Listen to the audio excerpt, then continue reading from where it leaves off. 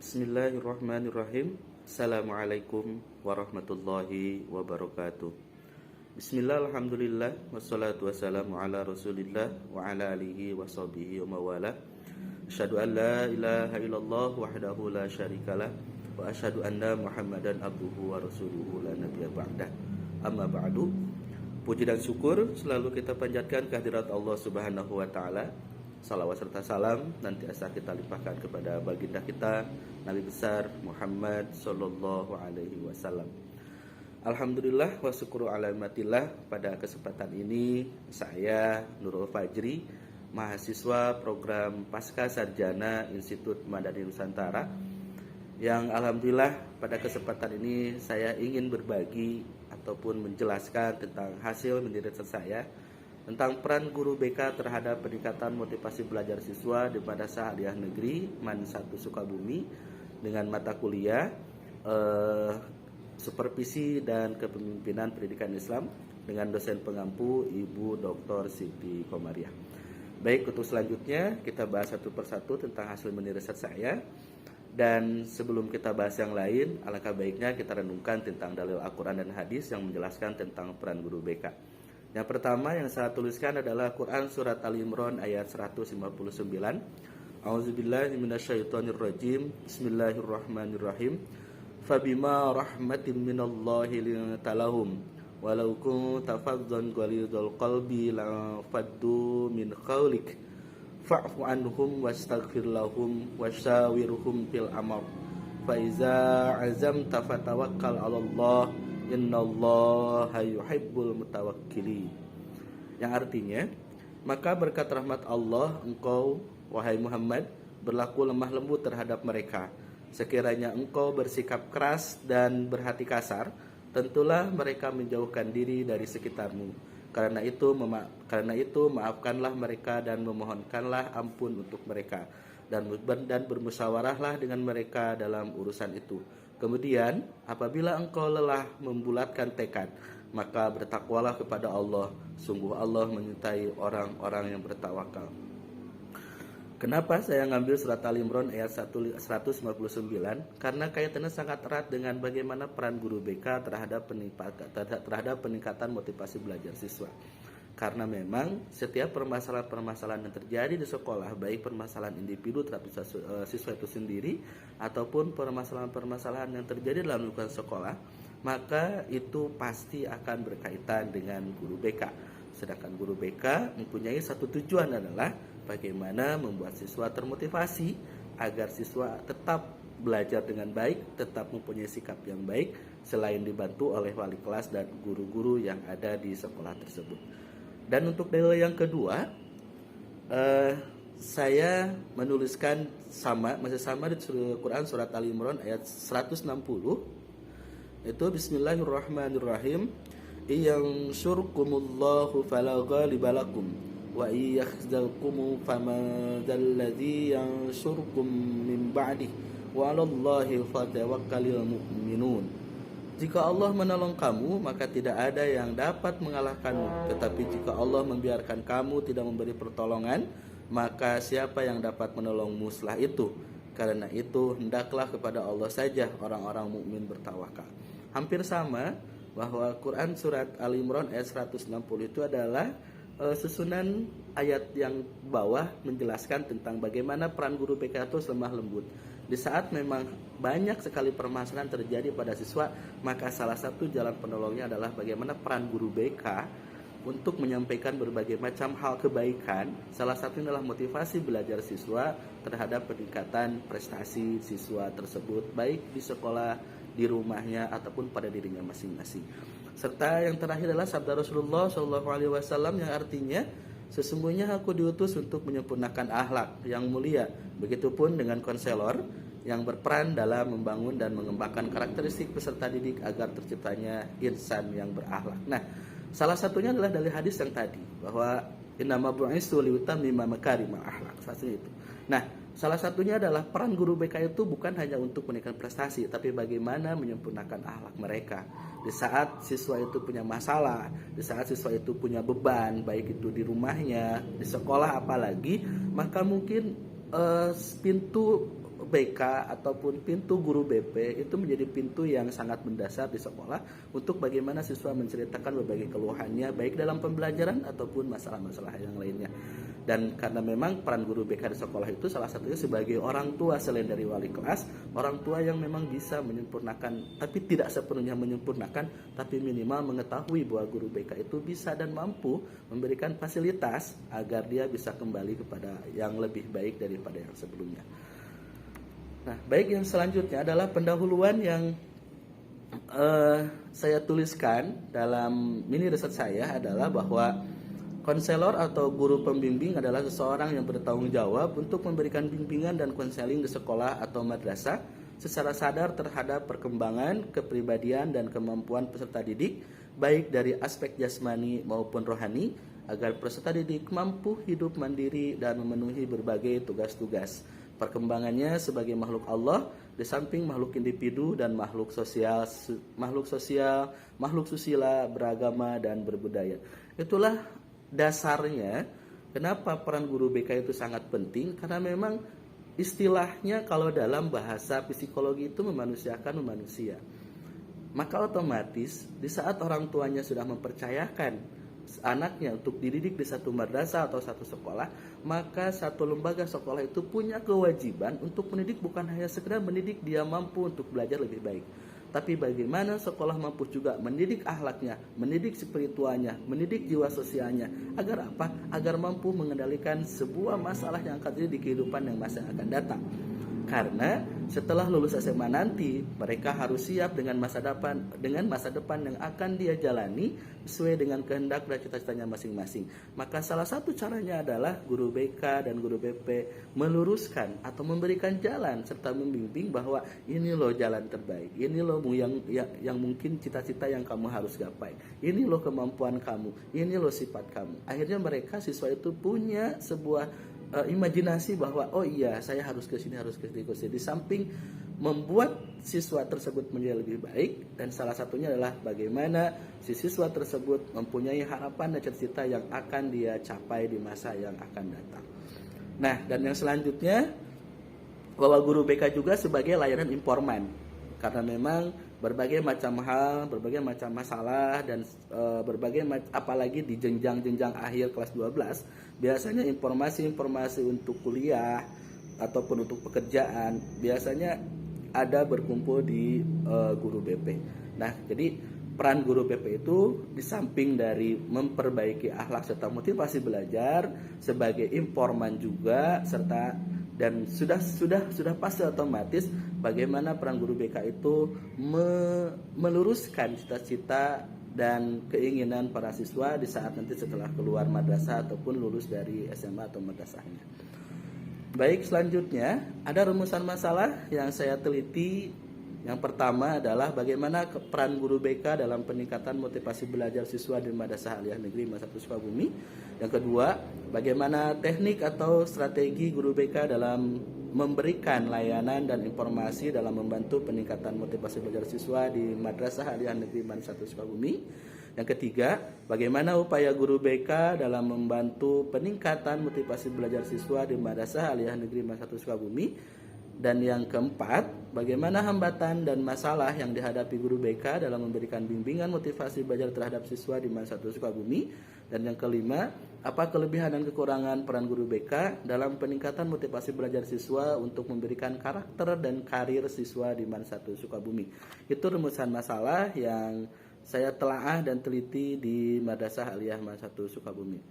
Dan tujuannya adalah untuk mengetahui peran guru BK, untuk mengetahui teknik atau strategi guru BK, untuk mengetahui upaya guru BK dalam membantu peningkatan motivasi belajar, untuk mengetahui hambatan dan masalah yang dihadapi guru BK dalam memberikan bimbingan, serta untuk mengetahui kelebihan dan kekurangan peran guru BK dalam peningkatan motivasi belajar siswa untuk pembentukan karakter dan karir siswa di MAN 1 Sukabumi. Selanjutnya, untuk metode penelitian adalah penelitian ini bersifat deskriptif kualitatif, yang ada dua, yaitu referensi buku yang berkaitan dengan peran guru BK atau guru BP di SMA ataupun di madrasah, keabsahan data, Nah, keabsahan data ini saya menggunakan uji kredibilitas data atau kepercayaan terhadap data hasil penelitian kualitatif, antara lain melakukan dengan perpanjangan pengamatan, peningkatan ketekunan dalam penelitian, triangulasi, diskusi dengan sejawat, analisis kasus negatif, dan member check. Nah, untuk triangulasi ini saya menggunakan keabsahan data itu adalah menggunakan teknik analisa teknik sumber dan analisa teknik-teknik yang lainnya. Salah satunya adalah mendisplay, lalu mengumpulkan, lalu memisah-misahkan atau memilah-milah materi-materi ataupun hasil-hasil wawancara yang saya dapatkan, lalu merangkum dari hasil informasi dan semua yang saya dapatkan, lalu dijadikan sebagai data yang insya Allah menjadi data yang valid untuk bisa disampaikan kepada publik. Dan untuk referensi bukunya, yaitu salah satunya membaca buku BP dan BK, lalu memakai triangulasi sumber wawancara kepada kepala madrasah, wakakurikulum, wakakeiswaan, dan guru BP dan BK. Triangulasi teknik itu melalui via operator Bahasa Sukabumi, dokumen-dokumen yang saya dapatkan di madrasah tersebut, serta teknik analisis data itu dari mulai reduksi data, lalu penyajian data, lalu didisplay, dan penarikan kesimpulan, serta diverifikasi. Itu yang tadi saya sampaikan, dan yang baru saya sampaikan adalah hal-hal yang berkaitan dengan bagaimana cara saya melakukan penelitian atau mini riset dalam peran guru BK di Madrasah Aliyah ini. Baik, untuk selanjutnya untuk hipotesisnya atau kerangka berpikirnya bahwa guru BK atau guru BP menurut Kamus Besar Bahasa Arab atau menurut Besar Kamus Bahasa Indonesia, kata pembimbing berasal dari kata bimbing dengan tambahan prefix atau pi yang berarti orang atau pelaku bimbingan. Sedangkan arti bimbingan itu sendiri adalah proses pemberian bantuan kepada murid atau peserta didik dengan memperhatikan murid itu sebagai individu dan makhluk sosial, serta memperhatikan adanya perbedaan-perbedaan individu agar murid itu dapat membuat tahap maju seoptimal mungkin dalam proses perkembangannya, dan agar dia dapat menolong dirinya menganalisa dan memecahkan masalah-masalah. Semuanya itu demi kemajuan, kebahagiaan hidup, terutama ditekankan pada kesejahteraan mental. Itu mungkin sebagai landasan dasar, sebagai landasan hipotesisnya tentang bagaimana guru PK dan guru BP itu berperan dalam peningkatan motivasi belajar terhadap siswa di madrasah. Dan yang selanjutnya, guru bimbingan konseling adalah seorang guru yang bertugas memberikan bantuan psikologis. Yang kedua, berdasarkan pernyataan di atas, maka guru pembimbing adalah seorang guru yang berfungsi sebagai pemberi bimbingan kepada individu atau siswanya untuk mencapai pemahaman dan pengarahan diri yang dibutuhkan untuk melakukan penyesuaian diri secara maksimal kepada sekolah, keluarga, serta masyarakat. Atau dengan kalimat lain, guru pembimbing adalah guru yang menjadi pelaku utama dalam suatu proses yang terus-menerus dalam membantu perkembangan individu untuk mencapai kemampuan secara maksimal dalam mengarahkan manfaat yang sebesar-besarnya baik bagi dirinya maupun masyarakat. Nah, yang tadi saya sampaikan di awal, inilah dari semua pengertian yang saya baca dan akhirnya disimpulkan bahwa di awal guru BP itu berperan bagaimana membuat siswa itu siap nanti menggapai cita-citanya atau menggapai tujuannya setelah dia lulus dari madrasah ataupun dari SMA-nya. Karena di saat dia sudah keluar atau lulus dari madrasah ataupun dari SMA-nya, maka proyeksi di masa depannya bahwa dia harus terjun langsung ke masyarakat dan dia harus berguna baik untuk keluarganya, baik untuk dirinya sendiri ataupun untuk masyarakat di sekitarnya. Nah, disitulah peran guru BK yang sangat penting, bagaimana mengarahkan siswa itu menjadi orang-orang yang terbaik dan menjadi generasi-generasi muda terbaik di saat memang nanti dia terjun langsung kepada masyarakat dan dia menjadi satu tauladan yang terbaik. Dan salah satunya adalah bahwa di saat siswa itu berhasil, maka nama BK ataupun nama sekolah di mana BK itu bernaung itu akan terangkat dan akan menjadi salah satu promosi sekolah agar dapat berbagai macam hal kebaikan di masa yang akan datang. Dan yang selanjutnya adalah tadi kita menjelaskan tentang pengertian dari BK ataupun BP. Maka sekarang saya akan menjelaskan tentang apa itu motivasi belajar. Adapun pengertian motivasi belajar menurut Sardiman, yaitu pada tahun 2018 halaman 75, adalah keseluruhan daya penggerak dalam diri siswa yang menimbulkan kegiatan belajar yang menjamin kelangsungan dari kegiatan belajar dan memberikan arah pada kegiatan belajar sehingga tujuan yang dikehendaki oleh subjek belajar itu dapat tercapai. Jadi yang namanya sebuah motivasi itu bagaimana caranya dia bersemangat untuk belajar, untuk meraih keseluruhan daya pikirnya, untuk diberikan semaksimal mungkin terhadap apa yang ingin dia capai. Karena motivasi itu sebetulnya mudah, tapi sulit bagi siswa yang memang bermasalah pada dirinya. Baik itu masalah individu pada dirinya ataupun masalah dengan orang lain. Maka disitulah peran BK. Bagaimana memberikan arahan, bagaimana memberikan pencerahan, bagaimana memberikan jalan keluar agar mereka terlepas dari berbagai masalah yang tidak harusnya diberikan dan yang tidak harusnya ada pada dirinya, tapi justru dia harusnya termotivasi untuk kegiatan belajar yang lebih baik untuk masa depannya. Baik, untuk selanjutnya adalah untuk siswa, ya siswa ini adalah peserta didik yang jenjang pendidikan dasar sampai dengan menengah. Karena kalau mahasiswa itu disebut, kalau udah perguruan tinggi disebut dengan mahasiswa. Nah, siswa di sini adalah sebuah sistem pendidikan yang selanjutnya diproses dalam proses pendidikan sehingga menjadi manusia yang berkualitas sesuai dengan tujuan pendidikan nasional. Sebagai suatu komponen pendidikan siswa dapat ditinjau dari berbagai pendekatan, antara lain pendekatan sosial, pendekatan psikologis, dan pendekatan edukatif atau pedagogis. Dari siswa itu memang tidak harus didekatkan dengan pendekatan-pendekatan yang lain. Karena memang siswa itu dimana diarahkan dia menjadi seseorang yang siap nanti untuk mengemban amanah, menjadi orang-orang terbaik, menjadi orang-orang yang berguna baik untuk dirinya, keluarganya ataupun masyarakat. Maka pendekatan psikologis, pendekatan sosial, edukatif dan pedagogis itu sangat baik dilakukan. Maka inilah yang lebih paham adalah guru BP ataupun guru BK dalam bagaimana menangani siswa dan siswi yang cukup bermasalah baik itu masalah individunya ataupun masalah dengan orang lain. Baik, selanjutnya kita nyampe ke tentang pembahasan. Nah, untuk pembahasan yang pertama, hasil dari mini riset ataupun analisa saya, bahwa yang pertama bagaimana sih peran guru BK atau BP terhadap peningkatan motivasi belajar siswa di madrasah aliyah negeri atau Satu Sukabumi.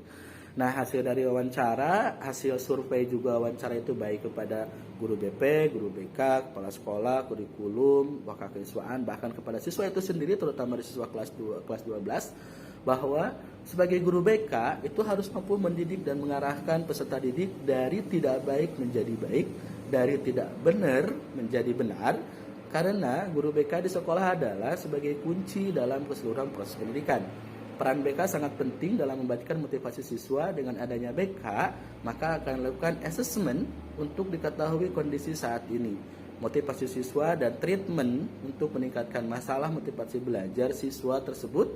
Peran guru BK dalam meningkatkan motivasi belajar bisa dilakukan dalam layanan konseling individu maupun layanan klasika. Nah, ini adalah satu buah analisis atau kesimpulan dari setiap wawancara yang saya lakukan, bahwa guru BK itu memang mampu mendidik dan mengarahkan. Walaupun kita tidak boleh memandang sebelah mata peran dari wali kelas, peran dari guru-guru yang lain juga, yang saya meyakini bahwa guru-guru mata pelajaran yang lain pun di saat dia mengajar di kelas tidak akan serta-merta hanya menjelaskan materi saja.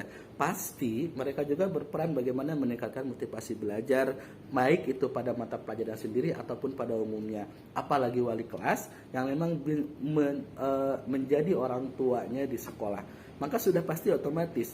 Makanya kalau di Satu Sukabumi itu ada yang namanya bimbingan wali kelas. Nah, itu dilakukan kurang lebih 2 minggu sekali. Nah, untuk bimbingan BP itu sesuai dengan kelasnya masing-masing, karena ada BP kelas 10, ada BP kelas 11, dan ada BP kelas 12. Nah, kalau untuk wali kelas itu ada bimbingan wali kelas yang kurang lebih maksimal itu 2 minggu sekali. Bahkan untuk sekarang itu ada 1 minggu sekali untuk bimbingan BP, biasanya ada di hari Jumat atau di hari Senin.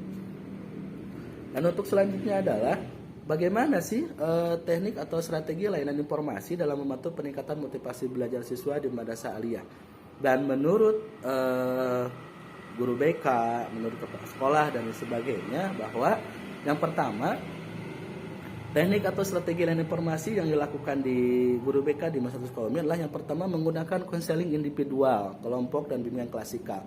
Jadi maksudnya menggunakan konseling individual itu ya memilah dan memilih orang-orang mana yang memang harus dijadikan sebagai objek, bukan objek, tapi memang yang harus diperhatikan bahwa masalahnya mungkin bisa terlalu besar buat dirinya dan mungkin dia terlalu terlena dengan masalah-masalah yang terjadi pada dirinya. Maka bimbingan konseling individual itu harus dilakukan dengan sebaik-baiknya. Ataupun bimbingan kelompok dan bimbingan klasikal. Nah, bimbingan kelompok itu biasanya kalau di masa Sukabumi itu apabila memang ada slack ataupun ada kurang harmonisan antara baik itu antara kelas 1 dengan kelas yang lainnya ataupun antara kelompok dan kelompok yang lainnya. Karena tidak akan dipungkiri bahwa yang namanya satu lembaga pendidikan itu pasti bakal ada kelompok-kelompok kecil yang memang kalau boleh dikatakan ya itu sahabat gue lah, nah itu sahabat kita lah gitu. Biasanya itu akan berkelompok gitu. Nah, itulah yang diselesaikan di masa Sukabumi oleh guru BP dan BK, karena dalam satu ruang lingkup lembaga pendidikan tidak boleh ada yang namanya kelompok-kelompok seperti itu. Karena itu yang mengakibatkan nanti dalam proses pembelajaran akhirnya tidak akan bisa kerjasama dengan baik, karena hasil dari pendidikan itu adalah bagaimana dalam satu kelas ataupun dalam satu lembaga pendidikan bisa kerjasama dengan baik agar tercapai tujuan sekolah, agar tercapai cita-cita mereka, dan situasi dan kondisi pembelajaran itu sangat-sangat nyaman dan bisa menambah kebaikan untuk siswanya masing-masing beserta gurunya.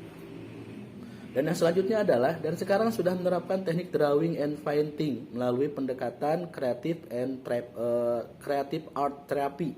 Nah, untuk pendekatan kreatif and therapy ini kalau yang saya ketahui sesuai dengan apa yang disampaikan oleh guru BP dan BK, itu bagaimana si siswa tersebut di saat punya masalah mereka diterapinya baik dengan tontonan gitu, ataupun dengan motivasi dari guru BK, atau mendatangkan siswa-siswa yang berprestasi, alumni ataupun alumni yang berprestasi agar mereka termotivasi gitu kan.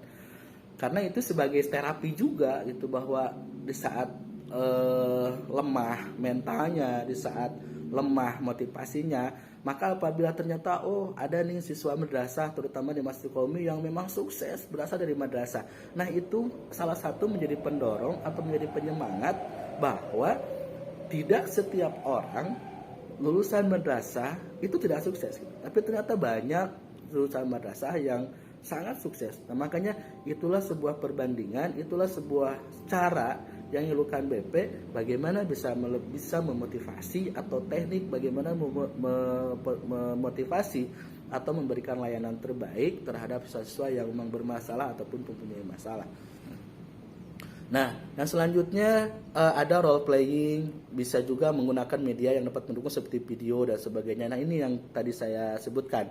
Nah, dengan menganalisis terlebih dahulu dari hasil asesmen, yaitu mengetahui tingkatan atau kondisi motivasi belajar siswa, penyebab rendah motivasi siswa, treatment yang cocok sesuai dengan kondisi siswa, dan selanjutnya. Jadi tidak sembarangan di saat guru BP atau BK melaksanakan kegiatan ataupun teknik-teknik dalam penanganan ataupun pemberikan layanan informasi dalam membantu peningkatan motivasi belajar.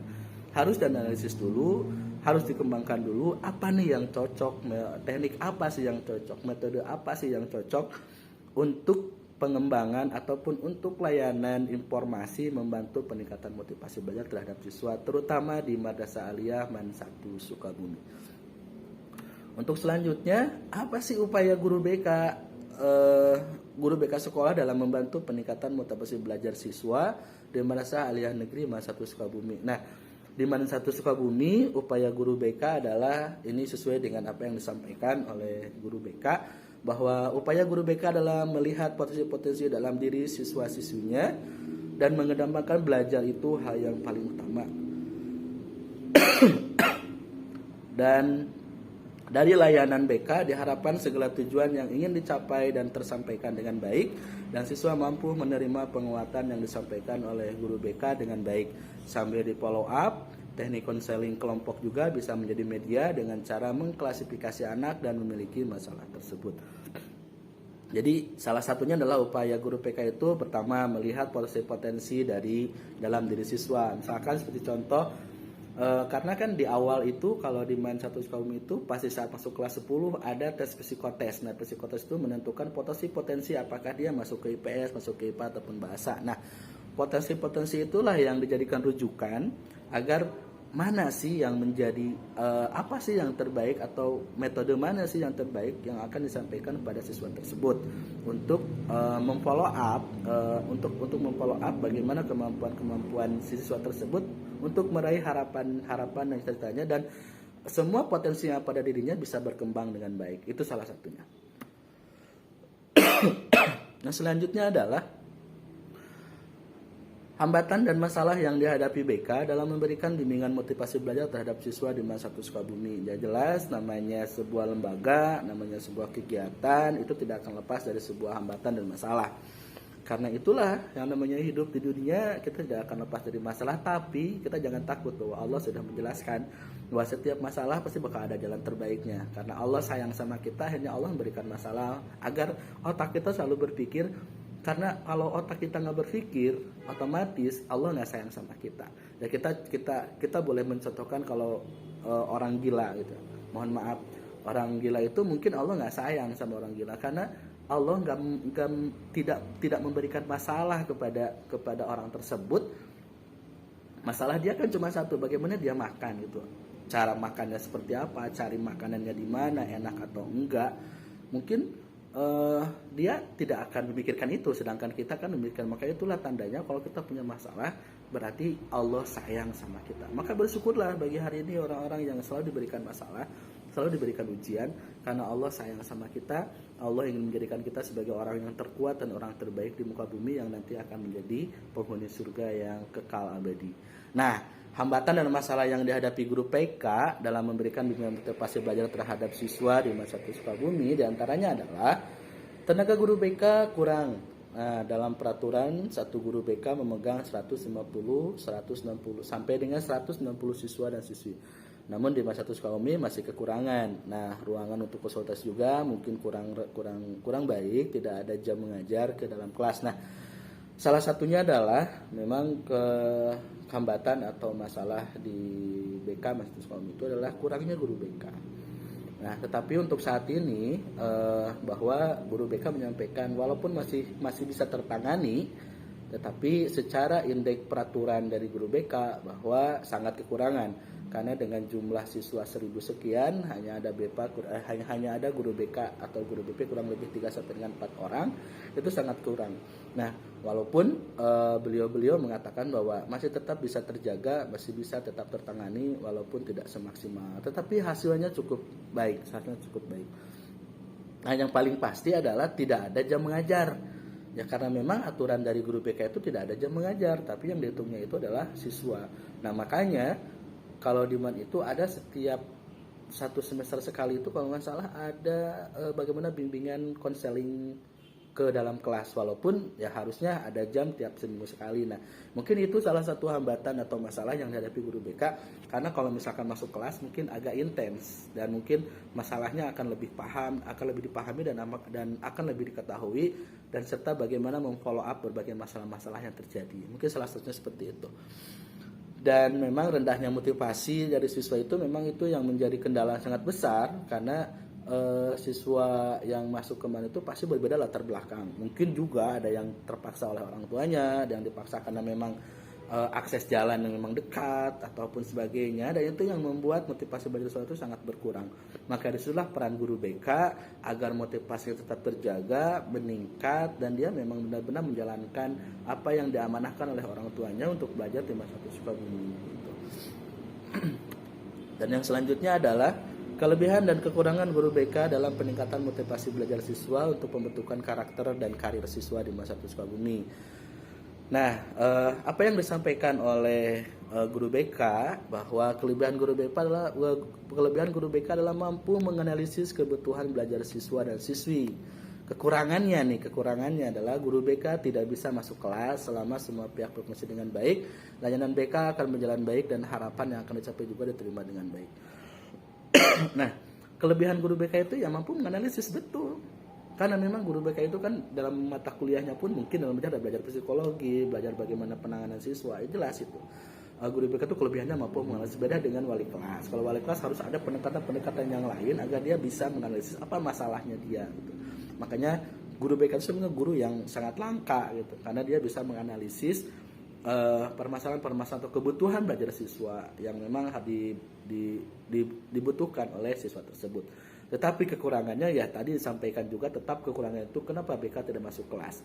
Nah, kenapa tidak masuk kelas? Karena memang dalam aturan undang-undang pendidikannya dijelaskan bahwa guru BK itu memegang orang, bukan memegang jam gitu. Nah, salah satunya adalah 150 sampai 160 orang itu adalah dipegang oleh satu guru BK.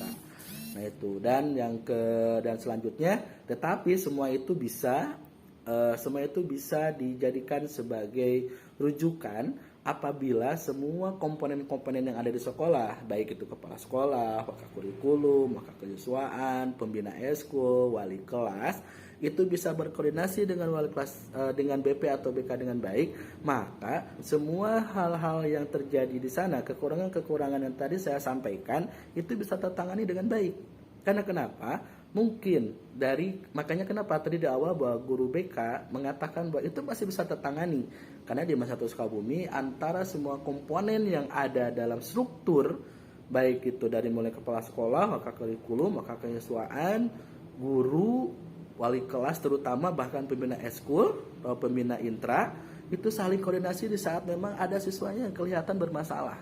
Dan itu dikondisikan kepada guru BK bahwa Bu, anak ini di eskul ini ataupun di kelas ini ada masalah nih gitu, atau ada orang tua yang nelpon ke bapak kepala sekolah, mungkin langsung disampaikan juga ke guru BK. Nah, itulah yang menjadi chemistry yang baik agar terjadi koordinasi yang baik dan bisa menganalisis secara seluruhannya. Nah, dan itu emang sangat harus dilakukan, koordinasi antar individu, antar komponen-komponen yang memang diperlukan dalam satu lembaga tersebut. Dan akhirnya penanganan siswa yang bermasalah itu bisa sangat-sangat baik dilakukan dan memang bisa tertangani dengan baik. Dan yang selanjutnya adalah simpulan. Nah, dari semua apa yang telah sampaikan di awal sampai dengan tadi di titik terakhir, maka saya mengambil kesimpulan dari semua apa yang saya sampaikan, yang telah saya wawancara atau yang saya analisis baik ke siswa ataupun ke guru BK dan seterusnya, bahwa berdasarkan penelitian yang dilakukan oleh peneliti di Masa Sukabumi, peneliti mendapatkan temuan sebagai berikut. Di antaranya adalah pada temuan yang didapatkan oleh peneliti mengenai peran guru BK dalam meningkatkan motivasi belajar. Berikut merupakan pembahasan dari peran guru BK dalam meningkatkan motivasi belajar siswa di Masa Sukabumi. Peran guru BK di Masa Sukabumi sudah berjalan dengan baik karena adanya kerjasama antara guru BK dengan guru mata pelajaran, baik itu kepala sekolah, wakil kurikulum, wali kelas, ataupun pembina intra dan pembina ekstrakurikuler. Di dalam proses pembelajaran, siswa dipantau oleh guru BK dan wali kelas. Guru BK bekerja sama dengan orang tua, wali kelas juga agar kerjasama atau mensupport dan tidak berhenti dengan satu orang. Semua ikut membantu, termasuk teman-temannya juga, memberikan dukungan agar lebih meningkatkan motivasi belajar siswa. Di dalam perannya, guru BK memantau absen siswa setiap kelasnya agar berusaha yang guru BK lakukan bisa berjalan sesuai dengan rencana dan bisa mencapai tujuan. Upaya guru BK dalam meningkatkan motivasi belajar siswa adalah dengan memantau absen siswa setiap kelasnya.